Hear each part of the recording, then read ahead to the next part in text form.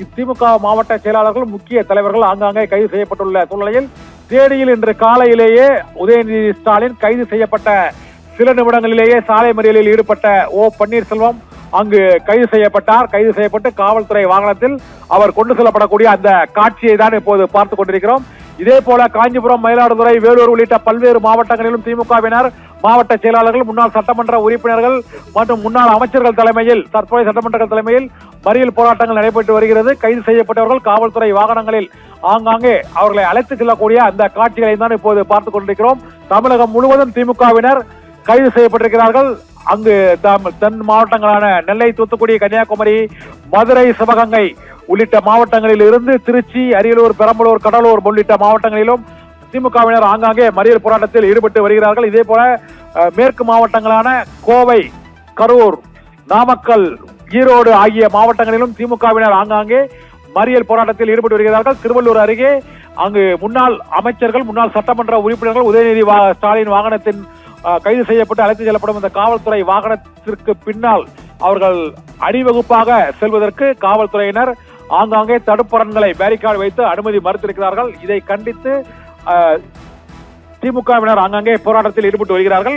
9 பிரிவுகளின் கீழ் வன்முறையை தூண்டுதல், பொது அமைதிக்கு குந்தகம் விளைவித்தல், மகளிர் மீதான வன்கொடுமை மற்றும் இரு பிரிவினர் இடையே மோதலை தூண்டுதல், ஆபாசமாக பேசுதல், மிரட்டல், குற்றவியல் சதி என 9 பிரிவுகளில் இந்த கண்டன இந்த வழக்குகள் பதிவு செய்யப்பட்டிருக்கின்றன. இந்த 9 பிரிவுகளில் வழக்குகள் பதிவு செய்யப்பட்டுள்ள சூழ்நிலையில் அதில் ஜாமீனில் வெளிவராத பிரிவின் கீழ், வெளிவர முடியாத பிரிவின் கீழும் வழக்குகள் பதிவு செய்யப்பட்டிருக்கிறது. இருந்த போதிலும் முதல் தகவல் அறிக்கை மற்றும் நீதிமன்றத்தின் உத்தரவு ஆகியவற்றின் அடிப்படையில் அடுத்த கட்ட நடவடிக்கை மேற்கொள்ளப்பட இருக்கிறது. இன்னும் சில நிமிடங்களில் நீதிமன்றத்தில் இந்த கைது நடவடிக்கைக்கு எதிரான அவசர முறையீட்டு மனு மீதான விசாரணை இப்போது உயர்நீதிமன்றத்தில் நடைபெற்றுக் கொண்டிருக்கிறது. அந்த வழக்கு விசாரணையில் நீதிபதி இளந்திரையன் பிறப்பிக்க போகும் உத்தரவு மிகுந்த முக்கியத்துவம் வாய்ந்ததாக இந்த வழக்கில் பார்க்கப்படுகிறது. இன்னும் கைது நடவடிக்கைக்கு தடை விதிக்க கோரிய வழக்கில் தடை விதிக்கப்படுமா அல்லது கைது நடவடிக்கையை காவல்துறையினர் நடவடிக்கையை மேற்கொள்ளலாம், விசாரணைக்கு ஒத்துழைக்க வேண்டும் என்ற நிபந்தனை விதிக்கப்படுமா என்ற கேள்வி எழுந்திருக்கிறது. ஏற்கனவே அனிதா ராதாகிருஷ்ணன் வழக்கில் சொந்த ஜாமீனிலேயே அவர் அவதூறாக பேசிய வழக்கில் விடுவிக்கப்பட்டார். இதே போல மார்க்கண்டேயனும் அவர் மீது பல்வேறு பிரிவுகளின் கீழ் வழக்குகள் பதிவு செய்யப்பட்டு பாளையங்கோட்டை சிறையில் அவர் அடைக்கப்பட்ட பின்னர் 15 நாட்களுக்கு பின்னர் விடுவிக்கப்பட்டார்.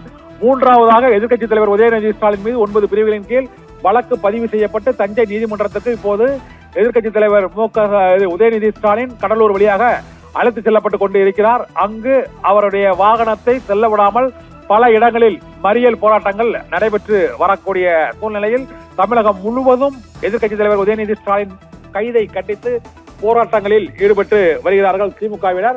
பல இடங்களில் மறியல் போராட்டத்தில் ஈடுபட்டு வரக்கூடிய திமுகவினர் கைது செய்யப்பட்டிருக்கிறார்கள்.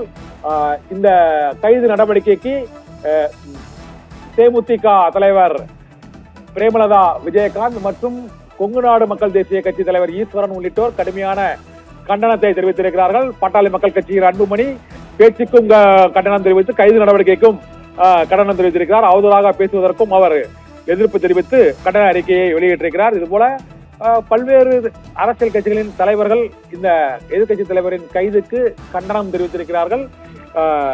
பாட்டாளி மக்கள் கட்சியின் தலைவர் அன்புமணி ராமதாஸ் அவதூறு பேச்சுக்கும் கண்டனம், இதற்கான கைது நடவடிக்கையும் ஒரு அரசியல் பழிவாங்கல் நடவடிக்கையாக தொடரக்கூடாது என்ற அடிப்படையில் கண்டனம் தெரிவித்திருக்கிறார். எதிர்க்கட்சித் தலைவர் உதயநிதி ஸ்டாலின் கைதை கண்டித்து தமிழகம் முழுவதும் பல்வேறு இடங்களில் நடைபெற்று வரக்கூடிய அந்த போராட்டங்களை தான் இப்போது பார்த்துக் கொண்டிருக்கிறோம். தேனியில் இப்போது பன்னீர்செல்வம் சாலை மறியலில் ஈடுபட்ட அந்த காட்சியை தான் இப்போது பார்த்துக் கொண்டிருக்கிறோம். எதிர்க்கட்சித் தலைவர் உதயநிதி ஸ்டாலினை ஸ்டாலின் கைதை கண்டித்து முன்னாள் முதலமைச்சர் பன்னீர்செல்வம் மற்றும் பெரியகுளம் சட்டமன்ற தொகுதி உறுப்பினர் மறியல் போராட்டத்தில் ஈடுபட்டு வருகிறார். இதே போல தமிழகம் முழுவதும் பல இடங்களில் மறியல் போராட்டம், பேரணி நடைபெற்று வருகிறது. நீதிமன்றத்தில் வழக்கு விசாரணை தொடர்ந்து நடைபெற்று வருகிறது. இதே போல அறிவாலயத்தில் இப்போது ஆலோசனையும் நடைபெற்று வருகிறது. இதனால் திமுகவின் அடுத்த கட்ட போராட்டங்கள் மேலும் தீவிரமடையும் என எதிர்பார்க்கப்படுகிறது.